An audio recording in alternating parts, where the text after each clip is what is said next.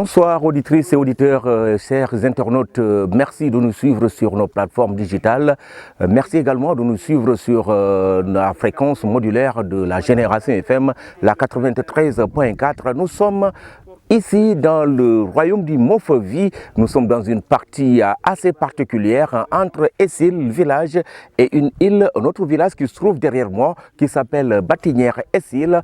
Nous allons y aller. L'émission va se produire dans cette localité pour montrer un peu les difficultés que rencontrent les populations. Première difficulté, c'est comment s'y rendre dans cette localité.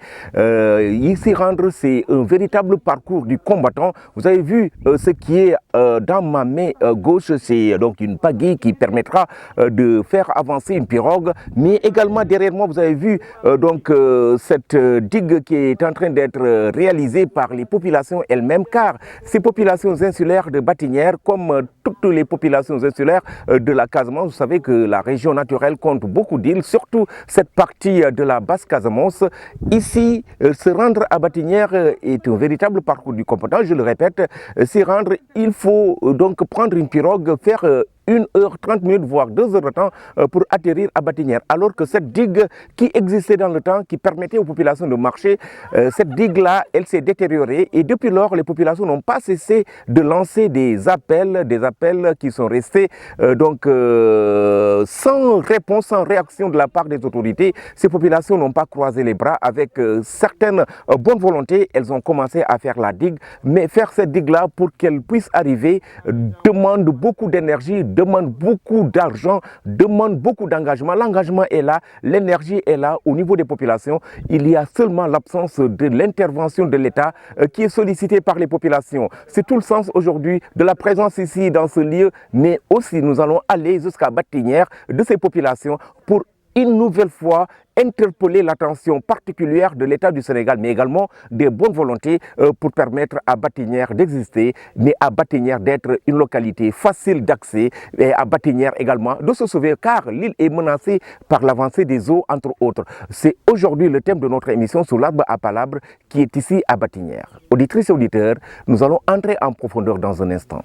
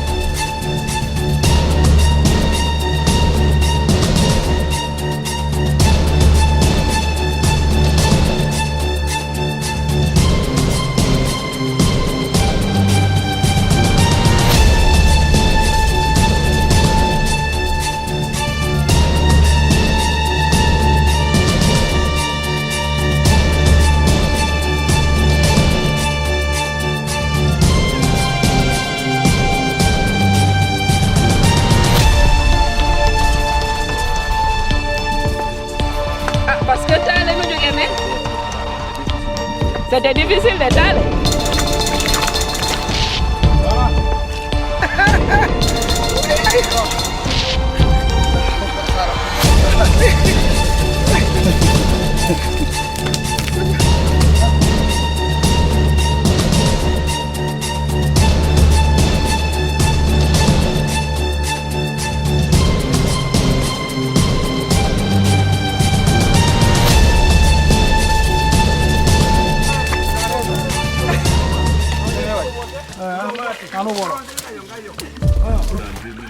Enfin, nous sommes arrivés dans ce village de Batinière après plus d'1 heure de pirogue, après avoir marché pendant 40 minutes. Une marche qui a fini par montrer les difficultés que rencontrent les populations qui préfèrent rallier cette localité à pied à travers une digue, une ancienne digue qui s'est détériorée et qui a laissé la place justement à une piste qui est laborieuse. Vous avez vu comment justement nous sommes, donc l'image démontre avec aisance les nombreuses difficultés que rencontrent ces populations. Batinière-Essil, c'est un village de la commune de Enampor, situé donc dans cette zone à côté de Essil. C'est dans un flanc où il faut traverser des bras de fleuve arrive, avant d'arriver dans la localité, une île qui est menacée comme les nombreuses îles de la Casamance. Mais cette menace, les populations n'ont pas croisé les bras, surtout l'association Rokal Moufavi qui a pris les devants depuis les premières heures en travaillant d'abord sur la digue, en travaillant également sur ce qui est des plaidoyers pour attirer l'attention des autorités, en faisant également le reboisement. Vous avez vu, vous allez voir au niveau des images les arbres qui ont été plantés pendant ce reboisement, histoire justement de permettre à cette localité de se revertir. Heureusement qu'il y a toujours le palétuvier qui est présent, le palétuvier qui évoque un peu l'activité génératrice de revenus des femmes de la localité. Les populations insulaires récoltent périodiquement les huîtres et ça leur permet d'avoir des revenus pour prendre en charge justement les dépenses familiales. Et cela se fait périodiquement, ça dépend justement des périodes propices pour ne pas justement être confronté à cette crise qui est en train de s'installer dans la zone par rapport à la surpêche.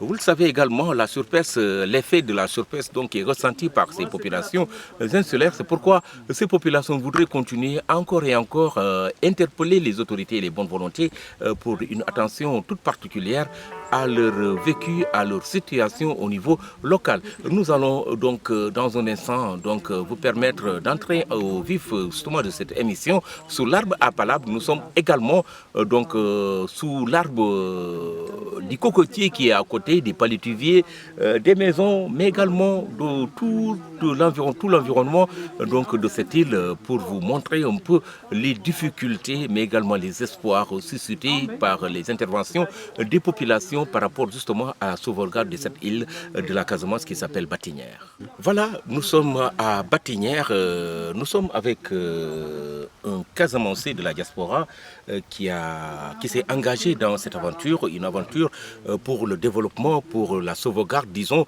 de cette île de la Casamance. Je l'avais annoncé que les nombreuses îles de la Casamance, situées pour la plupart au niveau de la basse Casamance, sont menacées par l'avancée des eaux, par également d'autres difficultés.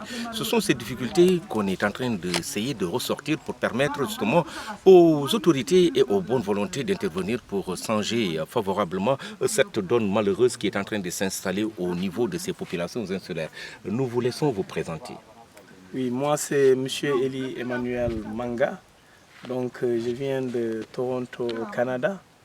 Et aussi, je voyage beaucoup dans le cadre, que ce soit de l'aviation ou du travail dans le sport que je fais, en Europe, etc.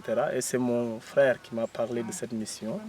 Donc je suis venu aujourd'hui pour visiter un village où j'allais de temps en temps quand j'étais jeune pour les hivernages.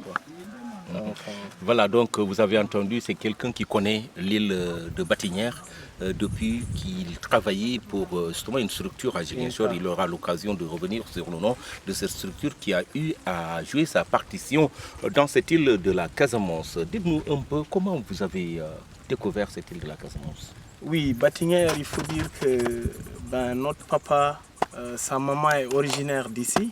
Donc lui, il a grandi ici avant de s'établir à Ziguinchor. Nous, on est né, grandi à Ziguinchor, on venait en vacances. Alors on a eu un partenaire après qui voulait financer dans le cadre du développement communautaire. En son temps, les moyens étaient limités, il fallait faire des études de référence. Donc on a ciblé certains villages dans des communes ou des communautés qu'on maîtrisait un peu le mieux. Et quand on a présenté l'étude, ils viennent après faire une visite de l'étude de référence. Ils sont tombés amoureux de Batinière et c'est en son temps avec IMCA et un partenaire qu'on appelait YK International Economic Relief qu'on a eu à faire la couverture de toutes les maisons, ensuite même faire des cocotiers, dont celui-là, ils m'ont dit que ça faisait partie de l'œuvre. Et ça fait plaisir de venir aujourd'hui encore visiter. Donc Batinière, c'est une histoire d'enfance. On aimait bien venir là quand l'école fermait, faire la pêche. Et je me rappelle de Ziguinchor quand il y avait les grèves. Avant, celles sont longues de plus d'une semaine. On venait faire la pêche avec les jeunes de Batinière qui campaient même au niveau de, que ce soit vers le fleuve Casamance, pour faire la pêche au lieu de rester à Ziguinchor en train de faire du thé. Ouais. Donc le vécu, il est extraordinaire par rapport au récit que vous venez de nous livrer. Dites-nous un peu aujourd'hui comment vous voyez, comment appréciez-vous un peu la situation dans laquelle Batinière est en train de vivre? Oui, il faudrait dire, je vais dire encourageant, ça va être une motivation pour pouvoir faire mieux et continuer à aider, puisque les gens qui sont sur place se débrouillent pour maintenir le village et faire des activités. Mais déplorable, ça va être le fait que peut-être, parce qu'il faut dire pour tout pays, hein, ce qui aide le mieux, les populations peuvent, mais l'État et les organisations peuvent y mettre la main. Et c'est encourageant de voir des journalistes comme vous et de bonne volonté comme Christine et Maître Xavier Manga et d'autres, hein, dont le joueur comment il s'appelle encore, Stéphane, qui aide. Et que les gens même sont en train de travailler sur une route qui va permettre, tout à l'heure j'ai entendu un rêve même, pourquoi pas les Clando et Jakarta qui viennent jusqu'au village. C'est déjà des projets ambitieux, mais ce n'est pas impossible. Et moi je dis, quand j'entends ces rêves de réaliser, j'aime ça, parce que souvent je parle de, quand une personne est ambitieuse, elle est facile à aider. Quand une personne n'est pas ambitieuse, ça crée un problème parce que tout ce que tu fais, c'est comme si c'est toi qui amène et essaye de faire. Et des fois, c'est une contrainte dans le développement communautaire. Donc moi, je pense que ça m'encourage de vouloir faire quelque chose, de trouver des gens sur place qui ont plus d'ambition que je pensais. Et je pense, merci à vous de nous avoir fait venir ici et merci à Maître Xavier. Parce que quand il m'a parlé du projet de visiter Batinière, j'ai dit ben pourquoi pas. Parce que ça, je me dis, je me sens toujours chez moi quand je viens ici. Vous avez évoqué tout à l'heure justement cette digue qui est en train d'être réalisée par la force même des populations qui n'ont pas attendu l'État, mais également par l'intervention de l'association Rokalmofovi à travers Christine Tendeng. Vous avez emprunté cette piste avec nous avec beaucoup de difficultés. C'est-à-dire que venir à Batinière est un véritable parcours du combattant. Ben oui, il peut le dire. Vous pouvez même voir les pieds, on était trempés, il faut marcher sur la boue. Je suis en train aussi d'avoir des idées même de voir comment peut-être faire un camp de formation ici, hein, parce que ça, et faire les camps challenge, toujours il faut chercher des partenaires et voir comment ça peut être, parce que ça va être un lieu où même ça peut faire partie des circuits touristiques parce que les gens aimaient découvrir. Parce que je me rappelle quand on était à Imka, on avait fait un camp à Namport et les partenaires espagnols, canadiens, américains, ils ont aimé parce qu'ils viennent et jusqu'à présent ils n'oublient pas Batinière parce que quand tu t'y rends c'est spécial. Le fait d'y aller, c'est beaucoup de difficultés pour accéder, mais après ça reste un souvenir où on rend grâce à Dieu, où tu dis merci à la vie parce que vraiment, des fois, tu te dis que tu as été choyé pendant que certains sont défavorisés, mais ils vivent avec fierté. Mais oui, avec fierté chez eux dans ces conditions-là. Donc la route, moi je dis Rokalmofovi avec Christine, félicitations. Les gens de la diaspora, félicitations. Je me rappelle même, il y avait une fois Gugnol Mofovi aussi qui faisait un peu une intervention. Mais pour aider. Pour aider en même temps comme Stéphane l'a fait. Et je dis, c'est là où on attend l'État parce que quand les bonnes volontés et même surtout les autochtones, les gens qui habitent le village essayent par les moyens de bord et que les organisations viennent les soutenir, je pense que c'est là où l'État peut appuyer pour aider ces populations-là parce que ce n'est pas en vain. Ça signifie que les gens, ils sont d'eux-mêmes, ils savent s'aider eux-mêmes sans le gouvernement. Donc quand vous donnez un coup de pouce, ça ne fera que faire grandir l'action et au profit de tout le monde. Parce que quand l'île va se développer, demain, ça ne va pas être Batinière de Élie Emmanuel ou Batinière des gens de Batinière, ça va être Batinière de tout le monde. Donc, et encore une fois, ils ne vont même pas se rappeler qu'il y avait quelqu'un peut-être qui chaque fois peinait pour venir ici, pour faire des reportages, pour la vision. Et je dis la communication est l'un des moyens qui peut permettre vraiment de lancer ce projet-là à bon succès, quoi. Voilà, Elie, nous allons peut-être vous laisser dire votre mot de clôture avant de partir. Je rappelle que, auditrices et auditeurs, chers internautes, vous suivez votre émission Sous l'arbre à Palabre, aujourd'hui consacrée à Batinière Essil, on l'appelle parce qu'il y a un il faut le dire, il y a Batinière de l'autre côté qui est dans la commune de Oukout et Batinière Essil qui est dans la commune de Enampor. Quel est votre mot de clôture en termes d'appel, en termes de plaidoyer pour une attention particulière pour cette localité? Oui, en termes d'appel et de plaidoyer, moi j'appelle à l'autorité suprême, c'est le président de la République, parce qu'on dit quand on vit dans un pays, c'est lui qui a été élu légalement, qui est là, et aussi à tous les autres qui sont peut-être appelés à prendre ce magistère-là en tant que président, d'avoir un œil spécial sur Batinière et aussi toutes les personnes de bonne volonté qui aiment la mangrove, qui aiment ces îles, à vouloir aussi faire un autre appel aux gens de la diaspora pour continuer l'effort qu'ils sont en train de faire. Nul n'est mieux que chez soi, et je sais ce que c'est. Quand certains disent vaut mieux se déplacer, tu n'es pas mieux chez quelqu'un d'autre. Et la fierté d'habiter là où tu habites, c'est pas seulement une fierté, c'est normal, c'est comme si c'est ce qu'il y a, c'est ta vie. Donc moi je dis, ils veulent rester. Je lance un appel aussi aux autorités locales, que ce soit le maire de la commune, les autres maires, les députés, les gens, pour plaider la cause du village au niveau des instances les plus grandes. Moi, en tant que tel, je vais me porter volontaire aussi à devenir une voix qui puisse, et tous les gens de la diaspora, puissent vanter ce village. Ils sont fiers, je suis fier. Donc je vais être un porte-drapeau ou un porte-voix pour aussi voir ce que je peux faire pour continuer à aider. Ça pourrait être une autre organisation comme ONG ou ça peut être personnellement. Parce que j'ai mon organisation aussi au Canada qu'on appelle Manga Worldwide International Intercultural Services. Et je pourrais aussi essayer de voir si je peux trouver des partenaires. En tout cas, merci beaucoup. Je suis honoré en tant qu'invité. Mais vraiment, ça fait plaisir de voir ce beau village.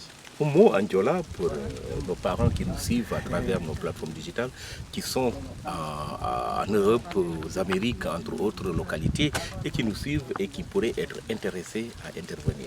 Katimonu Sanken, Koudjolay. Oui, donc, Pani Sanken Koudjolay, mais ni lok Goubanjalay. Donc, je lance un appel à India Nyolol, Eli Emmanuel Manga, Babé à Batinière, bonnement. Donc, Djolo Djoja Maji Kileju, et Souaï. Nyer anouan ma nous fobo et sous anouan tono badje tono me tono chine donc tono chine me tono badje ya mebo e gitenol bo betingeru yuto nyeran may wono badje me no ramben no kasembe ni menu fase an me ju aramben no ramben mata bugali so ay guy loylo pour eroke so ay ubugine afkan iban togo me may ubugine erok ma mu projet matité donc di jol no joga to no rambena tini gitenol me non emen me kayim kagu rambene ne babe. Mais présentement, au calme feuvi, gunyom feuvi, même Stéphano, bugitone kanganyanil, nye burutinja me banjal de resugolal. Eh, matawola ou sin meni commune. Et souhianor ejo utume. Nous jareu rock minejo mata isuhai ça fait partie de la commune. Tino maini gohme ni me en nil jishit jitinime ya me buen ni life etinye. Donc, ya me bourg, quand ça ne marche pas à Batinière, c'est la commune qui ne marche pas. Donc, dans la commune, essuyez nos sandi, je suis jogor, min maï sirok sofé. Donc, yoni bajene lo boumay. Merci. Voilà, nous sommes toujours dans Batinière, dans votre émission Sous l'arbre à Palabre. Nous sommes avec un fils de cette localité qui connaît, qui maîtrise un peu les difficultés qui assomment les espoirs ici des populations insulaires. Nous vous laissons vous présenter aux auditeurs et aux internautes de notre radio Génération FM. Merci Djemé. Moi c'est Jean-Paul Oumadjoul. Je suis de Batinière, je suis né ici, grandi ici. Alors aujourd'hui, comme on l'avait fait il y a 1 an, alors Batinière est en voie de disparition. Alors on a essayé de trouver des partenaires et on a l'association Rokolmofevi à qui nous travaillons pour essayer de désenclaver le village. Alors aujourd'hui, ils sont revenus encore pour voir parce que l'année dernière, Vous avez vu qu'on a fait une phase test sur la piste Batinière-Essil, parce que c'est le problème majeur. Le problème d'accès. D'accès, voilà. Donc, donc premièrement, on a pensé à la piste, parce qu'on marchait à pied d'Essil à Batinière. Et aujourd'hui, la route n'est pas praticable, personne n'y va. Alors, on a préféré faire une phase test et on l'a fait. Et j'espère que les amis ont déjà fait une visite. Et voilà, donc cette année encore, ils sont revenus pour continuer le travail. Parce que pour le moment, on n'a pas fait l'essentiel. Bon. Et on espère cette année avancer plus que l'année dernière pour essayer de sauver le petit village de Batinière. Voilà, Batinière, nous on a trouvé à l'époque que nos parents faisaient des digues pour essayer de sauver la montée de l'eau, parce que chaque fois quand il y a les grandes marées, parfois l'eau monte jusqu'à même dans les maisons. Alors nos parents, à leur vivant, ils faisaient des digues pour essayer de protéger cette eau-là. Et aujourd'hui, Batinière, il n'y a plus personne, il n'y a que 6 maisons. Donc alors, il y a le problème de l'exode rural qui est... Très bien, donc, exact. Mais nous, qui sommes maintenant, on a décidé de rester, parce qu'un village, il ne peut pas disparaître totalement comme ça. Donc aujourd'hui, nous jeunes qui sommes dans le village, on a décidé de rester. Et voilà, donc et demander aux autorités de venir au secours pour essayer de nous secourir pour qu'on puisse sauver ce beau Batinière-là. Voilà, donc c'est ça, en gros. Vous avez parlé, Jean-Paul Oumadioul, de problème d'accès. Il est difficile, nous on a fait une partie de cette piste avec beaucoup de difficultés. Les conséquences sont visibles sur notre corps par rapport justement aux difficultés que rencontrent les populations. L'autre difficulté, c'est l'abandon. Il n'y a pas d'eau potable au niveau de Batinière, il n'y a pas d'électricité. Un appel par rapport justement à ces manquements. Ah oui. Là, vous avez vu, l'année dernière même, on a donné un peu de sous sous forme d'apport pour ces histoires de l'eau là, parce qu'il paraît que l'État a financé pour les îles un projet de l'eau. Alors on a donné les apports depuis l'année dernière, vous avez vu les tuyaux qui sont là. Quand il y a la marée haute, ils flottent comme si peut-être c'est des flotteurs. Jusqu'à présent, l'eau n'est pas là. Ça fait un an. Alors c'est vraiment grave pour une île comme Batinière. Et aujourd'hui, le robinet qui est là, pour avoir de l'eau, il faut appeler soit 3-4 jours avant d'avoir de l'eau. Donc c'est des problèmes que nous vivons ici. Donc on appelle aux autorités de venir nous aider, parce que vous avez vu, on n'a pas d'électricité, il n'y a pas de panneau solaire, rien, ni rien. On se débrouille parfois à lampe à pétrole et vous avez vu maintenant le pétrole est tellement cher parce que personne ne l'utilise dans les villages. Et nous à Batinière ici, on l'utilise à nos jours. On est obligé. Voilà. Donc on lance un appel aux autorités de venir nous aider sur des panneaux et quand même nous donner l'eau qu'on a déjà payée depuis un an. Voilà. Et comment vous faites pour justement la consommation de l'eau potable? Comment vous faites? Est-ce que vous profitez de l'eau de l'hivernage? Oui, ou bien vous allez ailleurs chercher de l'eau? Oui, mais là, pendant l'hivernage, on a des bidons qui sont bien rincés, bien propres. Alors, pendant la saison des pluies, on essaie de garder quelques bidons, des milliers de litres, après la javaliser, pour après l'hivernage utiliser cette eau-là pour boire. On est obligé, parce que si on ne le fait pas, voilà, donc même nos bêtes, parfois, elles ont des problèmes pour boire. Donc on boit cette eau-là et on prend l'eau du robinet pour la bétail, tout ça et qu'on sort. Voilà, donc on vit des problèmes énormes ici dans ce village-là. Surtout en ce moment même, je vous parle à la saison sèche, c'est tout à fait des problèmes pour gaspiller de l'eau. Donc on fait attention au gaspillage de l'eau. Donc on peut dire qu'ici c'est une utilisation rationnelle de l'eau. Très bien. Dans cette localité de la Casamance. Effectivement. Voilà, donc c'est ça en gros que je peux t'expliquer. Voilà. Vous-même vous l'avez constaté, vous avez vu Batinière comment il est. Voilà, donc vous êtes là, vous ne pouvez même pas vous laver les pieds, voilà. Donc parce que c'est une question d'économie de l'eau, parce que quand je vous donne 3 à 4 bidons, après, bon, j'aurai des problèmes. Et encore, je veux signaler une chose, parce que l'eau que vous voyez là, dans les robinets là, le robinet là, il est cher. quand tu payes 100 francs, tu as 5 bidons de 20 litres. Donc ça vaut rien. C'est petit. Tu te laves, tu fais la cuisine avec, voilà, tu fais le linge, tu n'as plus rien. Donc l'eau est chère, donc s'ils peuvent trouver un moyen pour essayer de diminuer ça, bon, ça serait mieux. Ça serait mieux. Voilà. Omadioul, on appelle par rapport aux difficultés que vous venez de nous dessiner, des difficultés qui plombent un peu le développement ici à Batiguière. Ouais, tu sais, c'est toujours lancé un appel, parce que parfois quand tu fais des genres d'interviews, c'est comme si peut-être les gens ne comprennent pas ce qui se passe réellement dans ce village-là. Donc, comme aujourd'hui vous êtes encore venus pour répéter encore la même chose, comme on l'a fait l'année dernière, donc ça devait normalement se comprendre. Ils n'ont qu'à venir nous aider parce que sinon, Batiguière, personne ne saura pas comment on va raconter cette histoire-là. Voilà, donc ce sera une nouvelle histoire et puis voilà, nous on n'aime pas. On n'aime pas dire que Batiguière existait et il n'existe plus. Parce que quand il n'y a pas de l'eau et il n'y a pas de digue, donc vraiment le village va disparaître. Donc on lance un appel aux autorités de venir nous aider parce que là où nous sommes, voilà, on est vraiment inquiets. Voilà. Et quand tu dors, tu as des problèmes pour bien dormir, les soucis sont là. Parce que pour voir Batiguière au futur, comment il va devenir, c'est vraiment compliqué pour nous. Donc au secours aux autorités, venez nous aider, voilà, on a besoin de vous. Voilà, je vous remercie. Merci Jean-Paul Omadioul. Jean-Paul Omadioul, fils du village, qui est revenu largement sur les difficultés, mais également qui a lancé cet appel aux autorités pour une attention toute particulière à cette localité. Je m'appelle Marcel Tendin, chef de village de Batiguière. Voilà, parlez-nous de Batiguière. Un petit rappel historique. Voilà, Batiguière historiquement, bien vrai que je ne suis pas trop doué à l'affaire, mais Batiguière doit être vers 1700.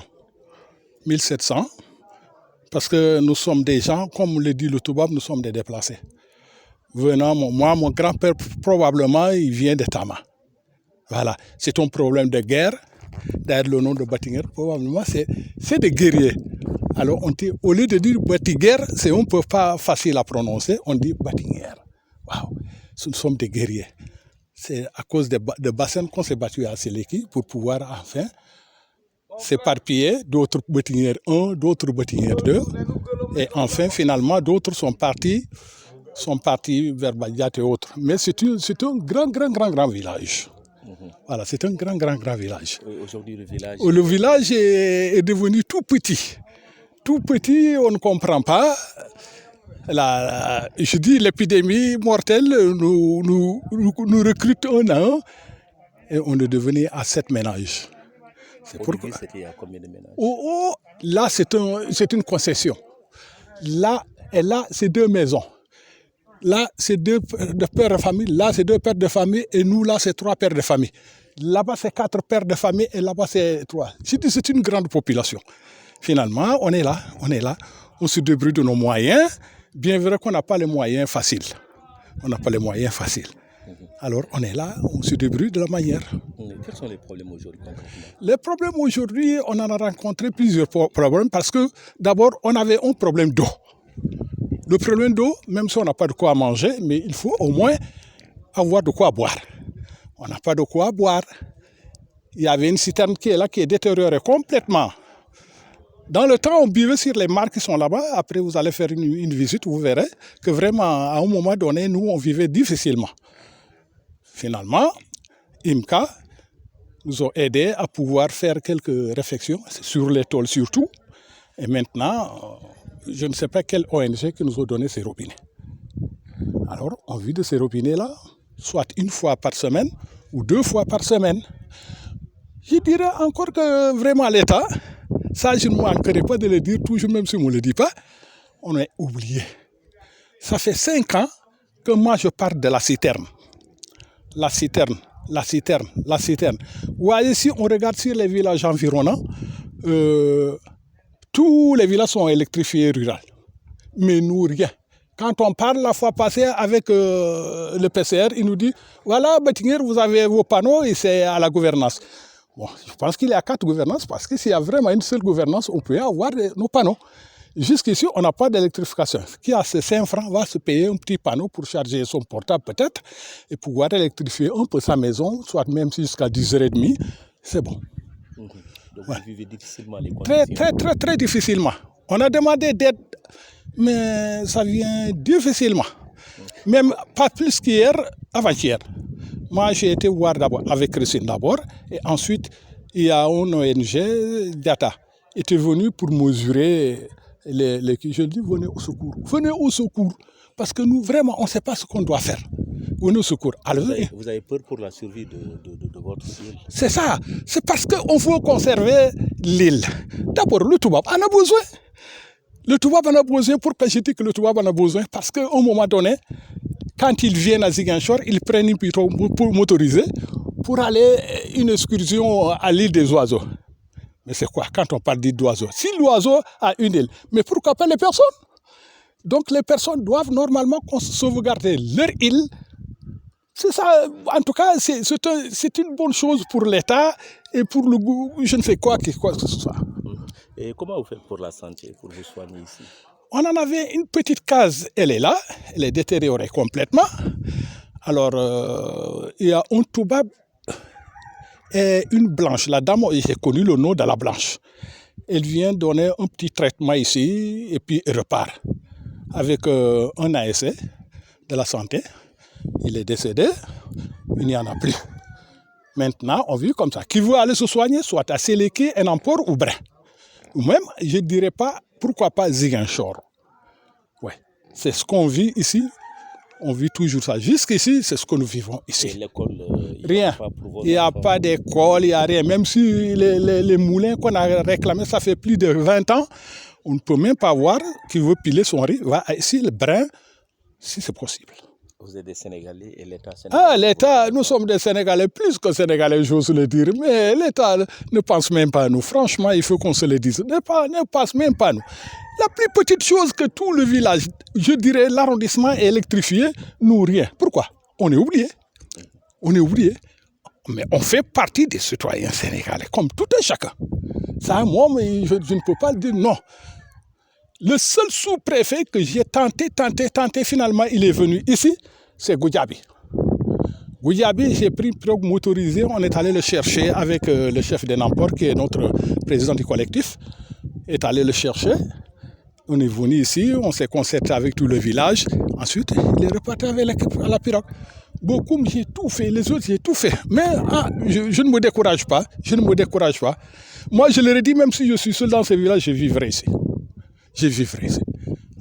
De la commune de Enampor, Batinière-Essil, qui est une île parmi tant d'autres et qui mérite cette attention parce que une île, c'est donc déjà une opportunité pour le développement du tourisme. Ça, je le dis pour que l'État puisse justement s'engager à sauvegarder cette île, histoire de renforcer donc les potentialités pour un tourisme durable en Casamance. Nous continuons cette émission ici à Batinière, consacrer l'émission à Batinière à l'attention des fils du Mofovi à travers l'association locale Mofovi, à travers également cette association Gounil Mofovi, mais à travers également le regroupement des fils et filles du Mofovi qui sont établis dans la diaspora et qui, à travers justement des actions, aident justement cette localité. Nous avons vu également l'intervention de l'international sénégalais Stéphane Badji qui a mis la main dans la poche pour aider à la réalisation de la digue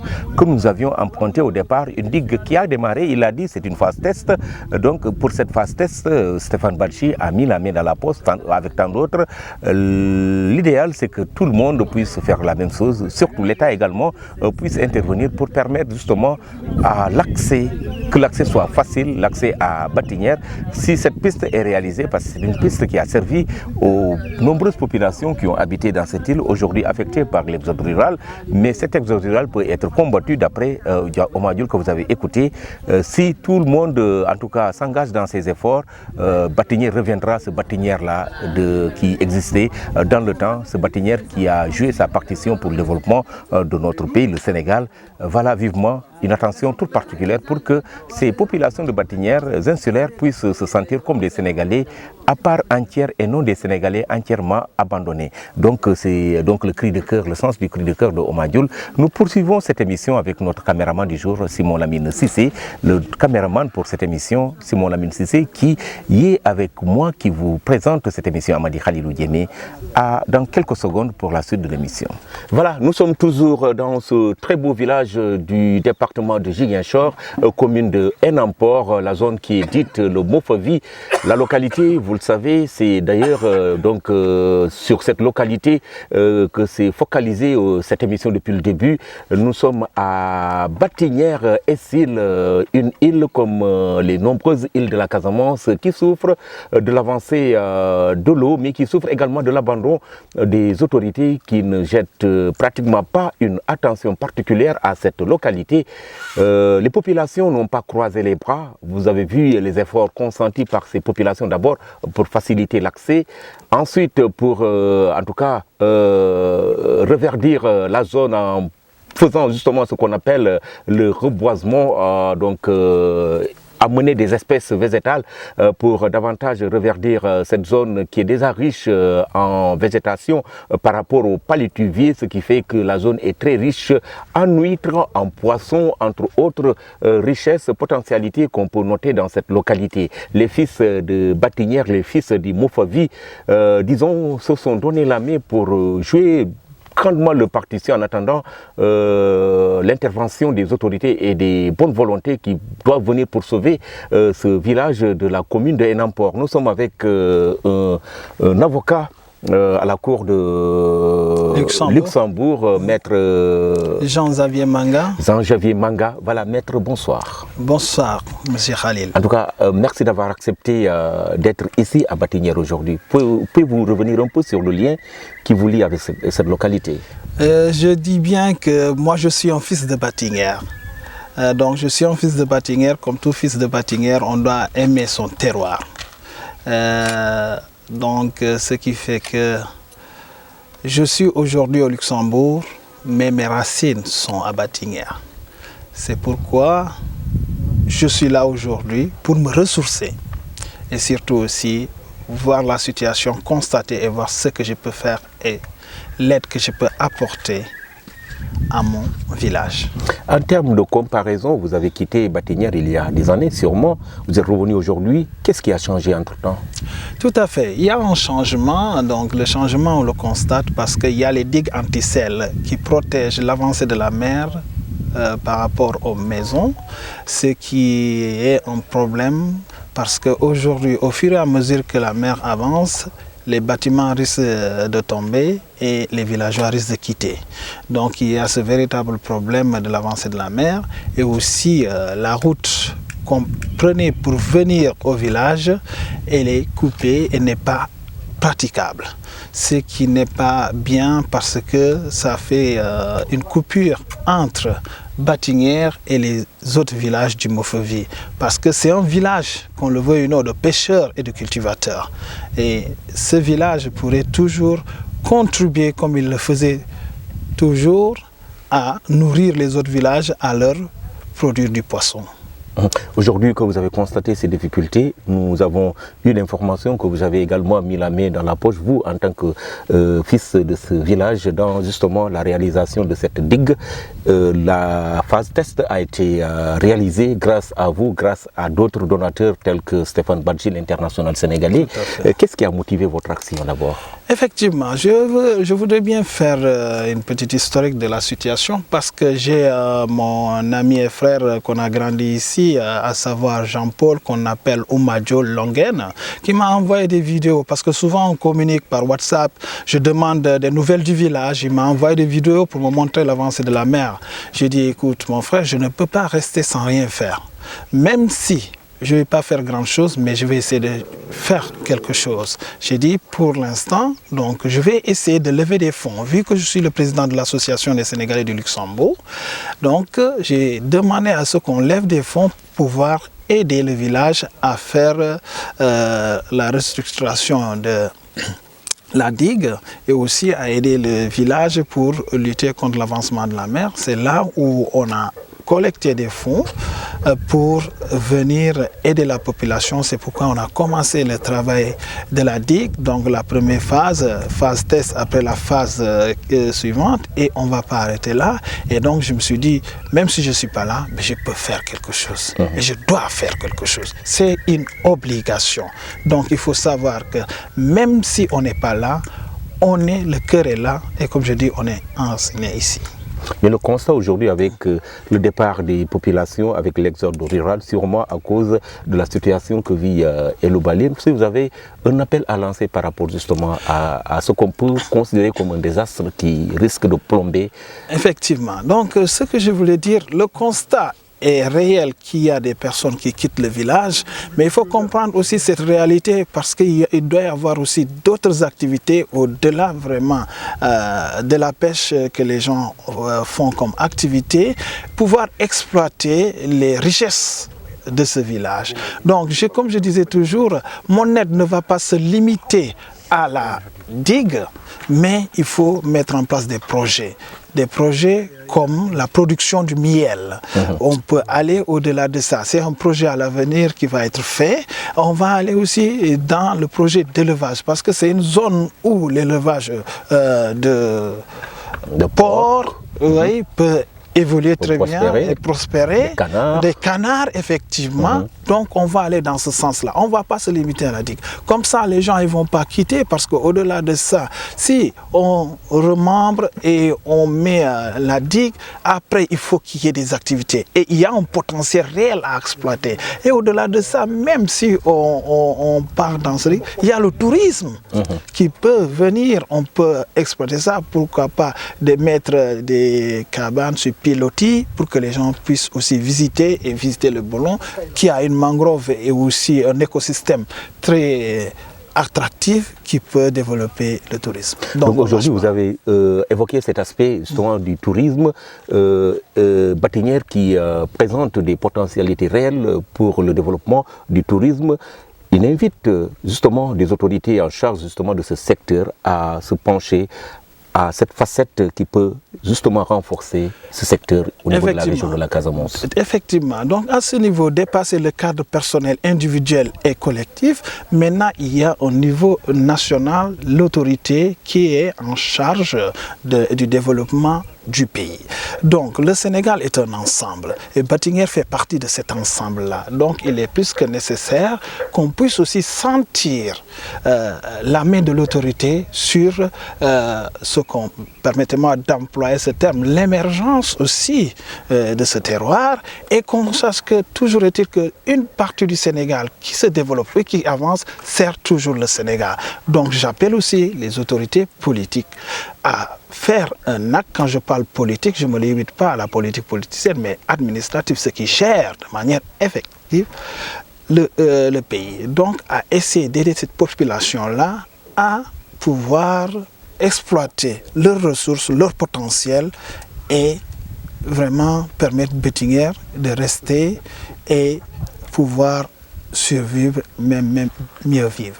Vous avez parlé de ressources, il y a les ressources halieutiques, le poisson certes, mais les huîtres qui marquent un peu l'identité de Batinière, c'est une opportunité pour les femmes de la localité de pouvoir donc avoir de quoi justement, sur quoi compter pour vivre. Un appel par rapport justement à l'organisation qui doit pousser les femmes à mieux s'organiser autour de l'huître. Effectivement, l'huître, il faut savoir aujourd'hui qu'il y avait des pratiques anciennes, mais aujourd'hui, il y a un développement dans la manière. Donc les femmes ont besoin d'une formation. Donc pour les accompagner dans leur acte d'exploitation des huîtres, elles ont besoin d'une formation. La formation ne doit pas se limiter seulement à cueillir des huîtres, mais il faut qu'elles cultivent ces huîtres-là, parce qu'il y a une manière de cultiver ces huîtres-là, et au-dessus de cette culture des huîtres, quand ils vont les exploiter, qu'ils puissent s'organiser à avoir un accompagnement de gestion qui va jusqu'à la gestion financière pour pouvoir bénéficier de ces finances-là et vraiment faire fructifier cette manne qu'ils ont reçue, les ressources qui sont reçues de cette exploitation d'huîtres pour aller dans de meilleurs secteurs. Mais surtout, leur former, leur accompagner et aller aussi dans la culture des huîtres, ce qui est très important en ce sens-là. Parce que les femmes ont besoin de cette formation-là. Parce que aujourd'hui, pour que la personne soit productive, il faut qu'elle ait les nouvelles technologies, que je peux me permettre de dire technologie, parce que ça va, aujourd'hui, toute exploitation va avec les technologies et les techniques d'exploitation. Parce qu'aujourd'hui, même si les femmes arrivent à exploiter, à avoir des huîtres, mais il faut les écouler leurs produits, il faut les vendre. Et voilà, donc à ce niveau-là, ils ont besoin aussi de savoir comment s'organiser pour vendre et mieux vendre, surtout. Aujourd'hui, le e-commerce est très avancé, donc on peut aller dans le sens de e-commerce, c'est pas parce que c'est elles qui vont gérer ce côté e-commerce, mais si installé. Parce qu'aujourd'hui, même en Chine, les illettrés vendent à travers les plateformes électroniques. C'est pour cela ce qui a donné aujourd'hui une force à Alibaba qu'on entend bien. Voilà. Plateforme économique, plateforme sur l'Internet, cela voudrait que la zone soit d'abord déconcentrée et donc désenclavée en termes d'Internet, que la zone soit électrifiée également. Il n'y a pas d'électricité dans cette zone. Effectivement, c'est pour venir à cela, donc il faut que cette zone soit reliée. Donc, ce qui nous amène à demander à ce que cette zone puisse être électrifiée. Il y a l'eau qui est arrivée, Dieu merci, mais l'électrification est aussi avoir un accès au réseau Internet. Parce qu'aujourd'hui, c'est le minimum, je peux dire. L'électricité, la connexion Internet, c'est le minimum qu'une localité doit avoir. Donc, d'où l'intérêt de leur aider aussi à avoir accès à l'électricité et à la connexion Internet. Je rappelle que vous suivez votre émission Soulaba à Palabre. Nous sommes à Batinière. Nous sommes avec un fils de Batinière qui vit au Luxembourg, où il est avocat, donc au niveau de la cour de Luxembourg. Vous êtes à Batinière, vous avez constaté les difficultés. Parmi les difficultés qu'on a évoquées, il y a l'eau, le problème de l'eau, qui est un problème sérieux dans cette localité. Oui. Tout à fait. Donc le problème de l'eau, c'est un problème sérieux parce que vu qu'il y a ce besoin vital d'eau, parce qu'il y a la mer qui avance, il faut aussi qu'ils aient de l'eau potable consommable. Parce que c'est une réalité. Donc toujours est-il que ce domaine, c'est un domaine réel de l'État qui doit faire le nécessaire pour qu'ils puissent avoir accès à cette eau-là, parce que c'est le minimum qu'on puisse dire. Donc voilà, je pense que un humain ou une localité sans eau, cela veut dire que la vie va aller au ralenti. Voilà. Maître, nous savons que Batinière, comme les autres villages de la commune, attendent beaucoup de la diaspora. Quelle sera la partition de la diaspora pour le décollage de ces localités? Effectivement, comme je dis, déjà la diaspora commence à faire quelque chose, parce que personnellement je fais partie de cette diaspora, et voilà, et cette diaspora veut aider à mettre en place des actes concrets. Et cette diaspora aussi, les locaux, ceux qui sont restés, ont besoin de leur aide. L'aide peut ne pas être financière, mais peut être une manière de faire une connexion ou de donner des idées à mieux faire.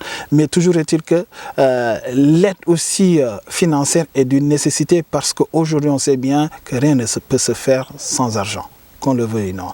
Mais toujours est-il que cette diaspora, même si on n'est pas nombreux, il faut qu'on reste unis, soudés et leur apporter une aide.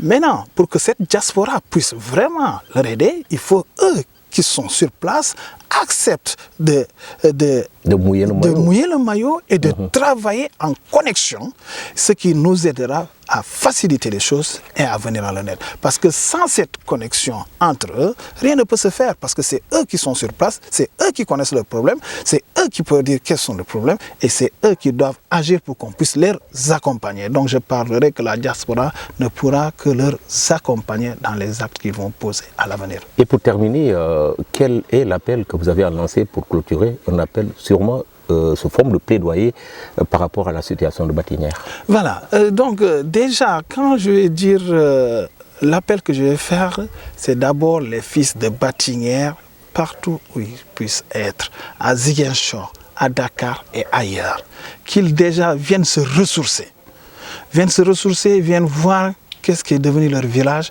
pour savoir qu'est-ce qu'ils peuvent faire. Au-delà de ça, j'appelle les populations qui sont sur place de s'unir et de pouvoir identifier les problèmes et d'aller dans le sens de les résoudre avec l'aide des autres de la communauté qui sont à Ziguinchor, ailleurs et la diaspora. Et maintenant, pour terminer, l'autorité donc administrative qui est dans l'obligation à partir du maire et aussi de l'administration de venir en aide à cette population de Batinière qui ont besoin du minimum vital. À savoir avoir l'eau. Aujourd'hui, le minimum vital, l'électricité fait partie du minimum vital. C'est une nécessité. Voilà, la connexion est une nécessité parce qu'aujourd'hui, pour qu'une personne puisse communiquer, il a besoin de ce tellement, ce n'est pas une publicité, mais WhatsApp. Donc, ça devient une nécessité. Donc, c'est pour cela que j'appelle aussi à l'État. Je lance un appel à l'État de voir que Batinière existe et a besoin d'aide. Et de toute façon, l'autorité administrative a les moyens techniques pour savoir quels sont les véritables problèmes. Parce que s'il y a une solution, ils pourront trouver les moyens de faire des études pour régler le problème. L'accessibilité de Batinière pour qu'il ne soit pas enclavé et qu'on mette les conditions nécessaires pour qu'il puisse vivre dans le bon sens. Et nous vous donnons l'opportunité de vous adresser à vos parents qui nous suivent en Diola. Voilà. Diola Bandial. Yo, ni safol, inje Xavier Nyindamanga, nino Luxembourg, bare jamani jolo meni lobe meni buru betingen nem. Yo, ti ni gite mega bo betinger isugolal, ey, tenye, iswa bugine pour bare fasal ga bo betinger, baje nafa min uroval minu chokoral yo mata upural meo kal pambugangu kego nga yo mingushin bandoru arat gajem umame banyu jol be nga yo pangogi ha no jojo kai wolinji robo yo yeshi me anusana abetinger anyil amu fevi a Sénégal uju ame ojo nenal buganga ogambe betinger garobo me min betingere chokori nege jijol ujo nenal mata jama gusoxolaay tenye bare ujal me kanal nu jalo joroban ne wax may état ji soxolaay mini jol e jonen mata betinge may ni sénégalais bokay comme ni sénégalais bokay e baj me problème état e ju e jonen jama bi e baj mal be baj courant ni e baj internet état e baj sembe sawsu donc ya min jonen betinger min e kano ñer woni toni jabe ban yo betinger o jokoral minu canal favori. Polycoque dit Essali, maître Xavier. Merci. Voilà, c'était donc un fils de cette localité qui est avocat à la cour de Luxembourg, qui est venu aujourd'hui et qui a constaté donc les changements qui se sont intervenus depuis son départ de cette localité. Entre autres changements qu'il a notés, c'est la dégradation des digues, la dégradation de l'accès, la voie donc qui lie Essil à Batinière. Aujourd'hui donc c'est un contournement. Il faut donc user de ce contournement pour arriver dans cette localité assez particulière de par sa beauté, mais qui est en train d'être consumé et donc mangé, si vous voulez, excusez-moi du terme, par l'avancée de la mer. Cette localité mérite l'attention des autorités pour donc qu'elle soit sauvée. C'est le sens de cette émission que vous a proposée aujourd'hui ici à Batinière, Génération FM, à travers Amadi Khalilou Diémé, qui était à la réalisation et à la présentation, aux côtés justement de la caméra, ou derrière la caméra si vous voulez. C'est Simon Lamine Sissé qui était aux opérations. Merci de nous avoir suivis. Nous vous donnons rendez-vous très prochainement pour une autre émission sous l'arbre à palabres.